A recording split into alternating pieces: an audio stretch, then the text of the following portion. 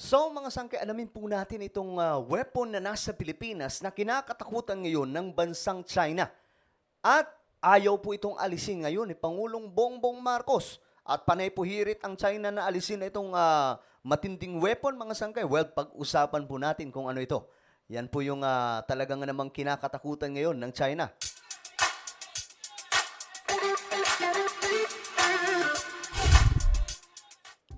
Yo, what's up guys? This is me, Sangkay Janjan, and I'm back for another vlog today. Kamusta po mga kababayan? Kamusta po ang lahat ng mga solid sangkay na nanonood ngayon? I hope na okay lamang po, kalmado ang marami sa atin, ang gulo ng politika sa Pilipinas, mga sangkay, pero manatili lamang po tayong kalmado, okay? Hayaan po natin. Actually, ang advice ko dito, maging neutral lamang po tayo, huwag po tayong magpapadala sa politika. Dahil nga po, ang mga politikong ito, magkakaaway ngayon, magkakaibigan bukas. Magkakaibigan ngayon, magkakaaway kinabukasan. Ganun lamang po mga sangkay. Kumbaga, sabi pa nga, wala daw pong permanenteng kaibigan sa kanila. Ang may permanente lamang po is interest. Okay? Kaya huwag tayo magpapa-apekto sa politics, alright? Ngayon mga sangkay, eto nga po, bago tayo magsimula, pag-usapan po itong matinding weapon na kinakatakutan ngayon ng China sa ating bansa at gusto nga po nilang maalis. Sa mga hindi pa po dyan nakakapag-subscribe, i-subscribe niyo po yung ating YouTube channel. Tayo po ay 1.4 million subscribers na. Road to 2 million subscribers na po tayo. So kung ikaw ay hindi pa po nakakapag-subscribe dyan, napang hinihintay mo, pare, mare. Makikita nyo po yung subscribe button sa baba ng video na to. I-click nyo lamang po yung subscribe. I-click nyo po yung bell at i-click nyo po yung all. At sa mga nanonood po sa Facebook, i-follow nyo po yung ating Facebook page. Alright? So, eto na nga. Ay, shoutout na pala sa lahat ng mga solid sangkay na nanonood ngayon. No? Magandang oras po sa inyong lahat. Okay guys, this is very, very interesting topic. Kasi patungkol po ito sa malaking project mga sangkay ng gobyerno ngayon na pagpapalakas po sa ating sandatahan. O nagkakaroon po ngayon ng advanced equipment o mga pandigma yung ating kasundaluhan. Ngayon, ito po yung balita.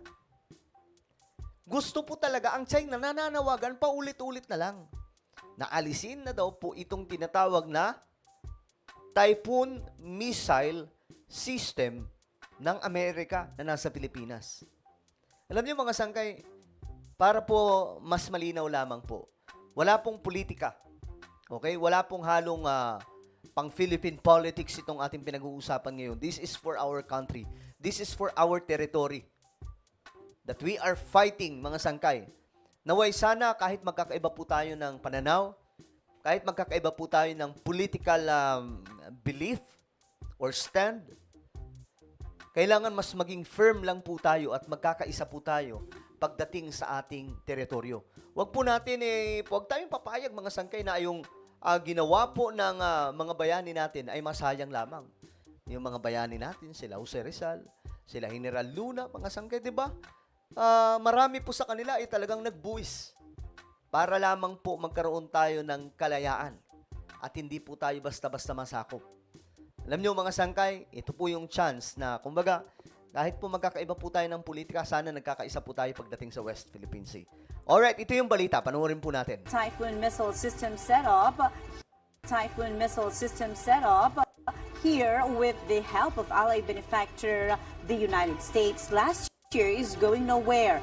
And China, the bully superpower, can rant and fret all she wants, but the commander-in-chief, the AFP, and the National Security Council will have none of China's childish reactions and proceed with beefing up the country's defense and security, as we hear more from our Patrick De Jesus.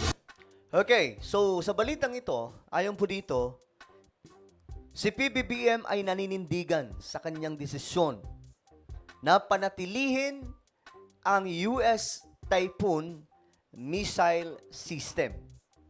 Para mga sangkay, kahit papano, di ba, may pang-ano tayo, may pang-depensa po tayo sa ating bansa. Ang nakakalungkot lamang po dito, kasi ang China, pinapakialaman po natin. Pinapakialaman po tayo.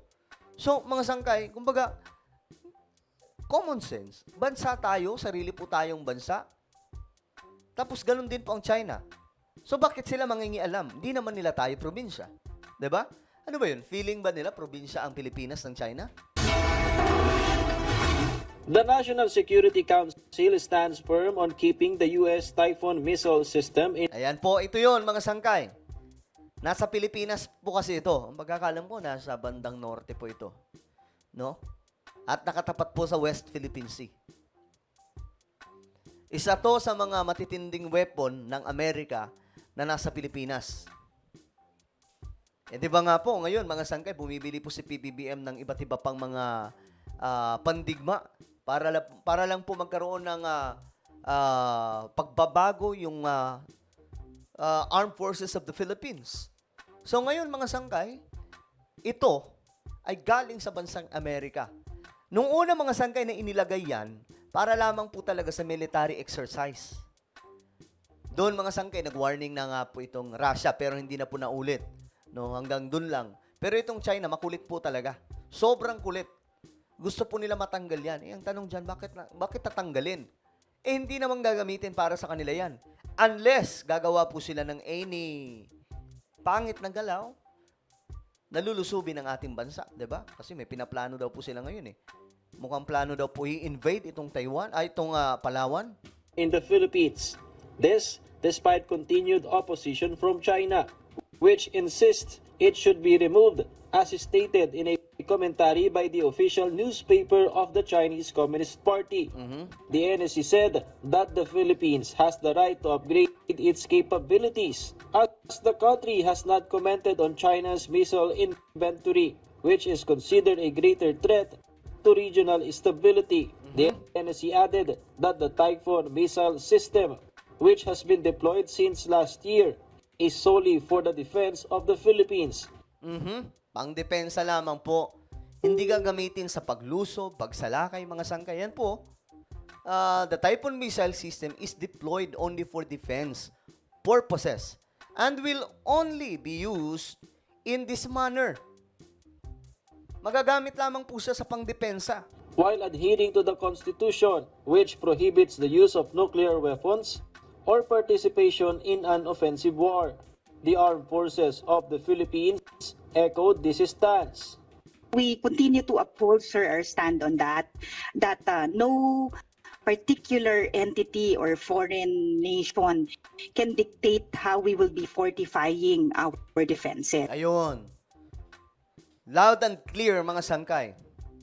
We continue to uphold our stand that no particular entity or foreign nation can dictate. Yun po dapat, mga sangkay, kasi alam niyo naman itong China, makapag-utos po sa bansa natin, di ba? Inuutusan tayo, hoy, tanggalin niyo yan. Akala po nila, bata-bata lang po yung bansa natin. Hindi naman po pwede yun. Nauutos-utusan yung Pilipinas. Tandaan po natin, mga sangkay, bansa po tayo na hindi po tayo probinsya ng China. Okay? Yes. So kung ano po yung modern challenges that we're facing, titingnan po natin how we would counter and mitigate po attacks to our sovereignty. The President has also maintained his pronouncement on keeping the Typhoon missile system in the Philippines, Ayan. previously stating that it will only be returned if China stops its harassment in the West Philippine Oh, Sea. yun po yung deal ni PBBM di ba? Kapag tinigil na ng China ang kanilang ginagawa sa West Philippine Sea na kasi ang ginagawa nila, sinusubukan po nilang angkinin yung iba pang mga lugar sa West Philippine Sea. Ngayon, bantay sarado po yan ng Navy. So ngayon mga sangkay, sabi ni PBBM, sige, tatanggalin namin yan. Basta umalis kayo sa West Philippine Sea. Ganun lamang po kasimple. Meron po siyang mga demands. Kung gustong mag-demand po ng China, meron po tayong counter-demand dyan. Meanwhile, the BRP Teresa Magbanwa has once again been deployed to the West Philippine Sea. O ayan, patuloy po silang nagbabantay dyan mga sangkay sa ating teritoryo. Well, I hope, no? I hope na tayo mga Pilipino, tatayuan po natin ang ating sariling bansa. Hindi po yung, wag po tayong kumampi sa Amerika o sa China. Kailangan po natin na tumayo sa sarili nating bansa. Ganun lamang po.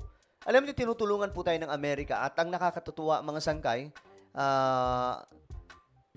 ito po ay nakatutuwa na malaman na itong Japan na kinakatakutan po ng China ay ngayon mga sangkay talagang nagpapakita po ng mainit na suporta sa atin.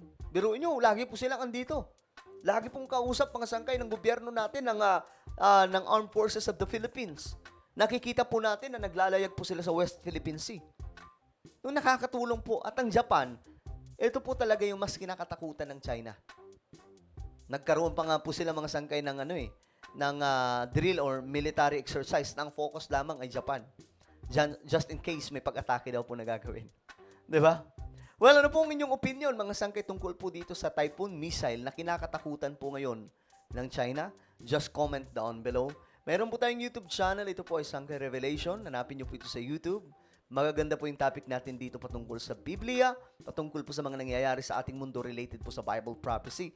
Hanapin niyo lamang po sa YouTube, then click the subscribe, click the bell, and click all. Ako na po ay magpapaalam. Mag-iingat pong lahat. God bless everyone.